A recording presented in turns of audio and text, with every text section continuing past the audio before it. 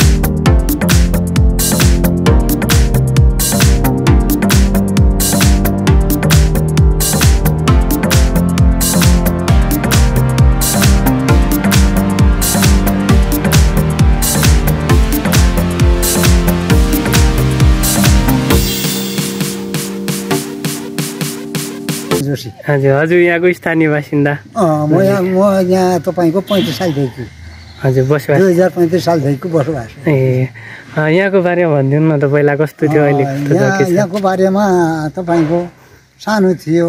हजुर पहिले इन्डियाकै मान्छे आउँथे, इन्डियाकै काम थियो सब। हजुर हजुर बाबाजी पनि यहाँको पूजा गर्ने इन्डियाकै मान्छे थिए। हजुर अब अहिले गर्दाखेरिमा ऊ हटिगए। अब तपाईँको समिति बस्यो, समिति भएपछि समितिले यो काम गरेको हो। हाम्रो यहाँकै भनौँ यतापट्टि रामपुर पर्छ, यतापट्टि भिउसा पर्छ। हजुर तिनीले अब यो काम गरेको हो। हजुर योजना बनाएर तपाईँ योजना बनाएर हजुर यो जो भिना भन्दाखेरिमा यो के भयो भन्नुहुन्छ भने यिनको भैँसी गोठाला थिए। हजुर भैँसी गोठाला बाबाजी आएर त्यो यहाँ मुरी सिला ल्याएर आएका थिए। हजुर त्यो गोठालालाई भने के भने बाबा भाइ यो झोला भुइँमा नराख्नु, समाइदिए म एकखेप दिशा गरेर आउँछु भन्यो। हजुर बाबाजीले। हजुर अब गोठालाको काम के, भैँसी कता जाने हुन्, कति बेला आउने हुन्। बाबाजीले लेट गर्यो होला। हजुर या यिनीहरूले यहाँ बस्नु खोजेको हुँदो होला होइन। हजुर त्यो त हामी भन्न सकिँदैन। हजुर त्यही त के थाहा भयो त। भएपछि ठ्याक्कै आयो अरे गोठाला ल्याएर ठ्याक्कै भुइँमा राखिदियो। ए बाबाजी उठाउन लागेको त उठेन।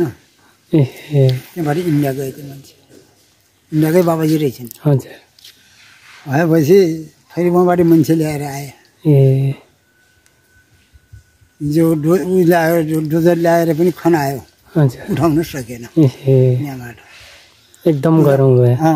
एकदमै जति खन्यो उति तलै गयो, जति खन्यो उति तलै जाँदाखेरिमा सकेन। पछि यहाँ थापना गरेर सानो मन्दिर बनाइदिए। इन्डियाकै मान्छेलाई थियो, हाम्रो नेपालको मान्छेलाई थाहा थिएन। यो जग्गा पनि भारतकै हो हजुर होइन। यो पछि हाम्रो राजा त्रिभुवनका बुवाले ल्याएको जग्गा हो, उनको पालामा आएको जग्गा हो। भन्दाखेरि तपाईँ यिनको नाम बेडा भन्दाखेरिमा गोला गोठालाले लेखेको अरे बेडा भनेपछि त्यो नाम त बेडा हो। हजुर त्यही त हजुर त्यति हो जाने। हजुर हजुर हुन्छ धन्यवाद हजुर हजुर।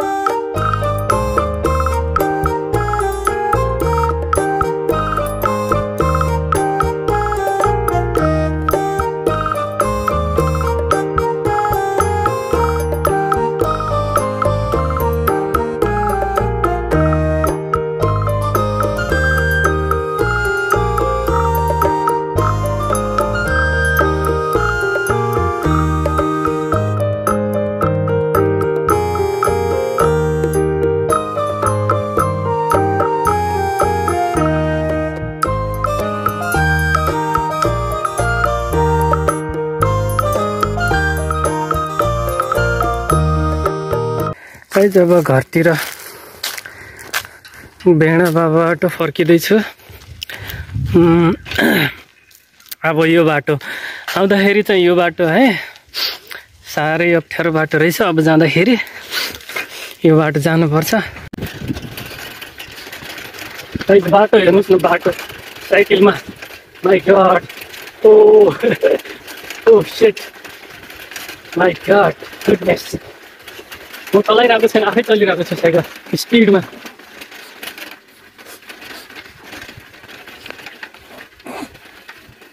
स्पिडमा चलिरहेको छ आफै साइकल।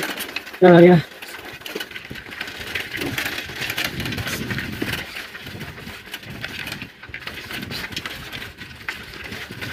जङ्गलको बाटो एकदमै डरलाग्दो बाटो छ। अहिले त के डरलाग्दो थियो र, अघि थियो डरलाग्दो। माई गॉड, मैले सोचेको थिएन यति टाढा होला भनेर। यो हालत कति हो गई।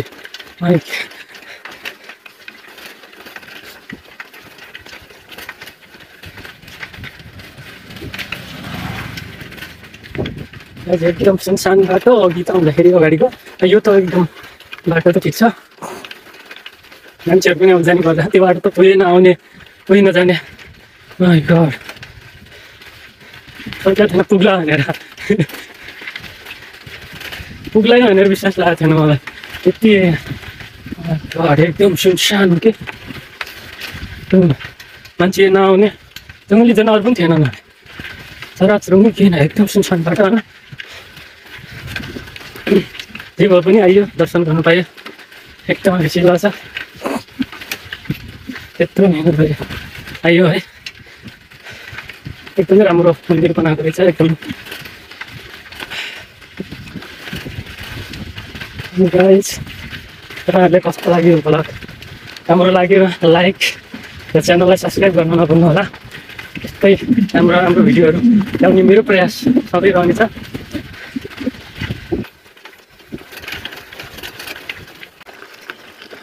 भैँसी किनेर ल्याउनु भयो? कहाँ कति टाढाबाट ल्याउनु भयो नि? नजिकै हो? हजुर, म पनि आज एक्लै हुने सोचिरहेको थिएँ। जम्मै मान्छे त आउने जाने रहेछन् यो बाटो। उता पल्लो बाटो आयो कि आउँदाखेरि, उताको बाटो त्यहाँ त कोही नै, म त होब्ले जस्तै भइहाल्यो भने। चराचुरुङ्गी हो नि त बस्ने भने त्यस्तो खाले बाटो। म त पहिलोचोटि आएको यहाँ, पहिला आएको थिएन। घर मेरो बस पार्क भएछ धनगढी। हजुर, साइकलमा त्यही भएर साइकलमा आउनु पाएँ, सकियो। हजुरको घर कता? नजिकै हो? ए नजिकै रहेछ। हनुमानले अब 1 लाख चलाउँदो कहाँ पाइन होइन? भइस जस्तो। ओहो थाकेछ त अन्त। हजुर 80। ए पहिलोचोटि ल्याउनु भयो? ए हजुर, यहाँतिर घाँसपात त होला नि त्यहाँतिर? ए हजुर। गाडीको बाटो कस्तो छ है। साइकलले साथ नछोडोस्। साइकल बिग्रियो भने त पैदलै हिँड्नुपर्ने हो। मैले साइकलको अवस्था ठिक छैन किनकि पुरानो भइसकेको छ। ब्रेक पनि मुस्किलले लाग्छ कि लाग्दैन। ओ माय गॉड गाइस ओह्रालो रहेछ। माय गॉड ओ भाइ साहब अरे बच्चाले रे बाबा बच्चाले। ओह शिट माय गॉड यति ओह्रालो रहेछ।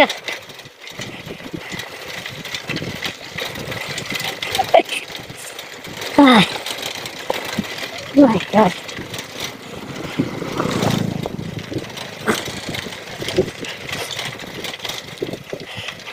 बाटो एकदमै कच्ची रोड छ है। साइकलमा आउनुभयो भने त बेलुका कुनै सक्नुहुन्न नि गाडी समझ रह्यो नि।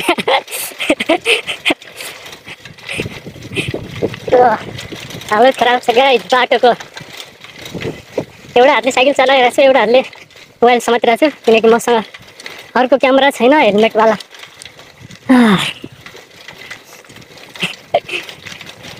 बाइकको हेलमेटमा लगाउने क्यामेरा हुन्छ नि गोप्रो त्यो छैन गाइस।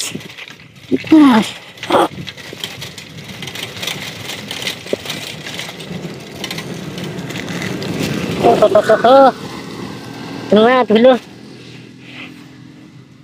गाइस देखिए हेर्नुहोस् धुआं धुलो हालत कति हो गई। लगभग आज मेरो यात्रा लगभग 80-90 किलोमिटर भन्दा पनि बढी लगभग 100 नै भनौँ 100 किलोमिटर साइकलमा कच्ची बाटोमा यात्रा गरिरहेको छु। खुट्टा दुखिरहेको छ गाइस। नास्ता पनि खाएको छैन। नास्ता खाने ठाउँ नै भेटाएन के खासमा। अनि अब हामी अगाडि क्याम्पस रोड पुगेपछि नास्ता खानु पर्ला गाइस। बाटो तपाईँ आफै हेर्नुहोस् बाटोको हालत के छ।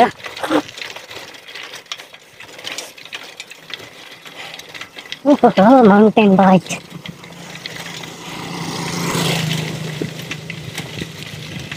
साइकलको हालत एकदम पतली भइसकेको छ गाइस।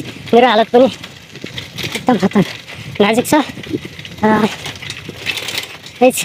हात दुखिरहेको छ गाइस। अब क्यामेरा चाहिँ बन्द गर्नुपर्ने अवस्था आइरहेको छ। हेरौँ अगाडिसम्म जतिसम्म सक्छु म चलाउँछु गाइस। नत्र क्यामेरा बन्द गर्नुपर्ने अवस्था आइरहेको छ। एकछिनपछि मेहनत गरेर भ्लग बनाइरहेको छु।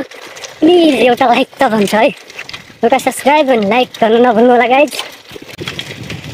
बाइकमा किन नआएको यस्तो साइकलमा किन आएको भन्नु होला फेरि भन्नु होला तपाईँहरू। बाइक किन्नलाई पैसा हुनु परेन गाइस। पैसा यहाँ नास्ता खानलाई पैसा नपुग्ला जस्तो भइरहेको होइन।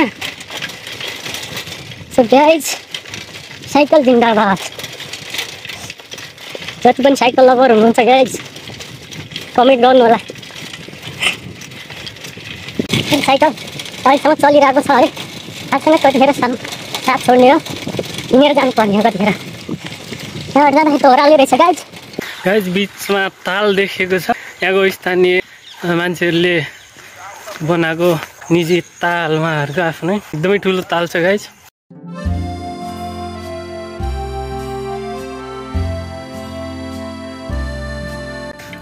गाइस कनरी नदी आइसक्यो यहाँ है। कनरी नदीमा गाइस दिस इज कनरी नदी।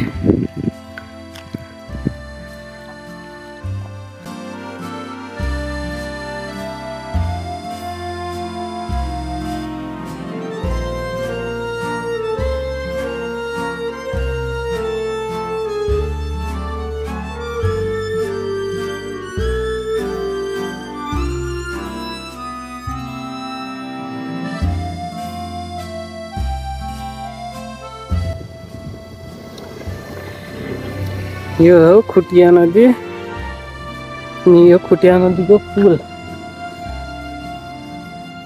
यस खुटिया नदीको दोस्रो साइड